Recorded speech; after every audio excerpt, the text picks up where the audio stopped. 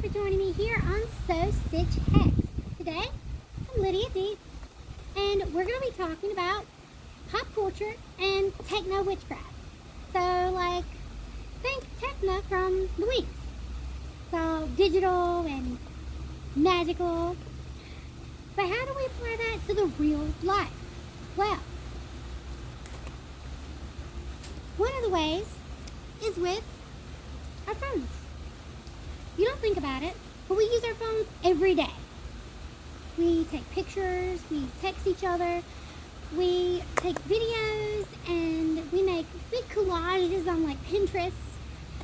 But how does this apply to the magical that we interact with? Well, one of the things is that it is a part of us. So many people feel naked if they're without their phones when they leave home. It's just as important as your book of shadows. You take notes in it, and sometimes those notes become a digital grimoire, a MacBook of shadows, if you will. Sometimes you record audio, and you have like a sound journal.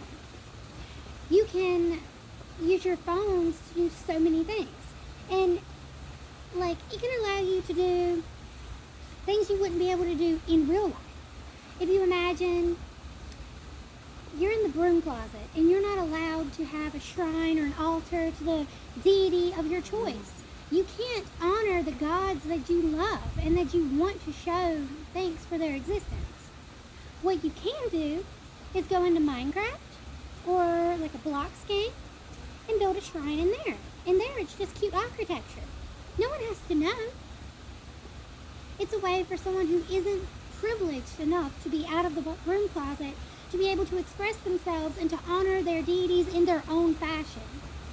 You can also use things like coding to code specific spell work and other things into your web pages, your blogs, your vlogs, and other things. You can also make private videos that you publish to like your own little YouTube that you can only watch, but that honor your specific gods, deities, spirits, whoever, and that works in its own way. For me, I might take a video or a picture to keep the magic alive, because as a picture is worth 1,000 words, it can also hold the magic, and every time you see the image, every time it's liked or shared or reblogged, just as you use on Tumblr or another site similar like Instagram, it just keeps the magic alive in the digital world. It keeps it working. Every reblog is a charge, is continuing the magic. It's the same way with like aesthetic boards and mood boards. They can be a way to honor your deities and to create your magic in a way that you wouldn't be able to do in the physical realm, or in a way that is more comprehensible to you. Say you're not good at copy and pasting actual physical pieces of paper, or you're not very good at drawing, you can just find the artwork online and put it in your little artboard. If you're going to make it public, you really should put the like author and artist to your specific things. And if you're doing it to yourself, it can help if you put that in there, because then you can look it up later and you can actually support artists, which I'm for. Although I'm really picky, so I generally like to make my own things, because if I can't make my own things in like my actual spell work, it usually doesn't meet the requirements that I want it to have. Another thing that you can do is you can enter in online groups and other like forums, and you can communicate with your community. Community. You can participate in online covens and other familial type ordeals. You can find other members of the community that will help you grow and help you share your experiences with. In this way, you can use the like online coven for like meetups and for rituals, like online, like video lives, or for just following like a shared document in Google Drive and following the steps in that.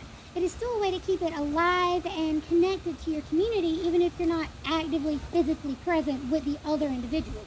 Because it's not actually common for covens to meet in person, although people do all the time. Another thing that you can do is you can use audio and other visuals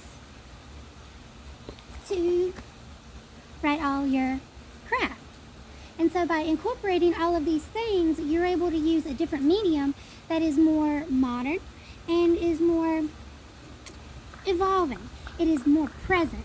You can follow a traditionist aspect and do things that are older, like drawing in the dirt and using physical items to do your sacrifices and to do your like worship. Like say you want to dedicate a physical dance to someone, but say you're not physically capable. Maybe you hurt yourself, or you just don't have the stamina, or you don't have the physical capabilities because of some disability. You can just use a online avatar to do a dance in the place of yourself. These are ways that you can get around our physical limitations and put them into the digital world, because literally anything is possible if you just do it. You can work on it, you can use an online app, you are able to do anything, or even get some help from someone else, like source. Find someone who is good at the digital. Like, I don't find myself completely digitally capable. I do my best, but I'm not very good, and most of it I have to do on my phone because I don't actually have a laptop, like a lot of people. I do have a tablet. It's an Amazon Fire, which I nicknamed the Witch's Fire. I also have a sound box, the little speaker that's attached, that's audio, what's it called? Bluetooth for my phone, and it's called the Witch's Babble, and it babbles. I name all of my devices in accordance to what I use them for in my craft. My phone used to be, and I believe it still is, labeled my witch's mirror, or Kitty's witch mirror, and I use that in that way so that I can incorporate all of the things that I use every day into my craft, because they pick up all the negative energies and they need to be cleansed.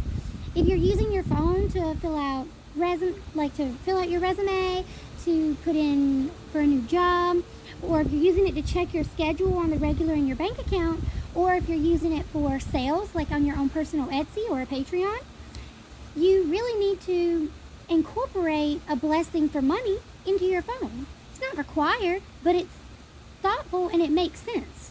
If you're using your phone, because time is money and your phone is so connected to everything, maybe you need to do something with communication. Maybe you need it to be speedy so you get results quickly. Do a blessing on all of your devices, because although there are, of course, viruses that we protect with for malware with all the firewalls and such, that doesn't mean that's the only threat out there. You also have to worry about the magical and energetic threats that are available. So it's very important, if you look into what it is you use your devices for and how it can be incorporated into your craft. Some people are strictly no phones at ritual. I find that very limiting as we have evolved and as the craft evolves, because we need to be able to use these tools that we're going to have with us as time goes on. We use our phones every day, and incorporating them into our craft only makes sense as the next evolutionary trait in our craft. It's simple science. So I hope you have any, interesting ideas that you can pop into the comments about how you can use technology in your craft. Do you like the idea of coding? Are you like a super nerd? Are you just super nerd and like books and anime like I am? Because you can use pop culture. Think about all of the magical elements of Sailor Moon, of the planets, of the elements, of the movement, using movement and words to perform a spell or ritual in honor of a deity or of an activity that you want to benefit. Think of Madoka Magica or Card Captor Sakura. Think of all these cute magical girls. They can, even if it's magical girls Is This a Zombie? There's still a magical element to it, and you can still use the actions or the aesthetics to your advantage. Using the magical words or the idea of dressing yourself in a particular fashion. And if you are masculine or you prefer male pronouns, that doesn't limit you. As I like to say, a magical girl is not limited to being an actual girl. The main character of Is This a Zombie is a boy. And he's still a magical girl because it is a video game kind of class. It's how you put yourself into the shoes of the magical girl. It is an aesthetic. It is a character type. It has a particular costume and a particular type of weaponry. If you've seen Magical Girl Sight, you know it doesn't always have to be cute. But it's just the title. And it's the idea here. Use the idea of like supernatural for your work with spirits. Look into it, of course. I'm not saying just throw everything together, but look how the pop culture is relevant because it invades so much of our lives. We binge watch shows for days. I know I just binge watched Blood of Zeus in like a day because it's only like 8 episodes and they're like 30 minutes. It was like no problem. But that is the Greek pantheon right there. And you can incorporate that into your imagery of the gods that you work with. You can incorporate it into the way that you visualize them interacting with one another or how you interact with them yourself, because all of these images impact the way that we view the things we use in our craft. And so if you limit the way you expose yourself to it, that's fine. But it should be a balanced limitation, if that makes sense. You shouldn't just like, oh, I'm only gonna like watch this one show and that'll completely impact the way I view this character forever in my mind. No, that might be a little bit dangerous and biased because of the creators of the show, but you can incorporate all of the different aspects of the different gods and goddesses that you see in pop culture into your craft and into the way you honor them. And that can impact the way that you interact with them. That does not mean that you have to. It is definitely not a requirement to incorporate pop culture into your works, but it can be fulfilling in that you're able to incorporate the things that impact your daily life and that other people can understand. Say someone is not a witch, but they understand your relationship as it correlates to your image of a god and the way it correlates to a certain show or book that's pop culture. That can help them understand you and your relationship to your deity, because not everyone's going to understand that type of relationship. Just as not everyone understands a polymorphic monotheist, not everyone's going to understand a polytheist, especially if they're a monotheist. That makes sense.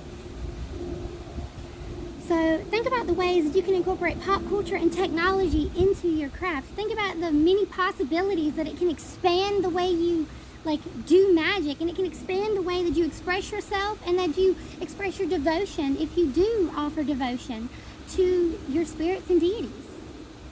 Alright, thank you so much for watching Sosa Checks today. I'm Miss Susie. Technically I'm Lydia Beats today.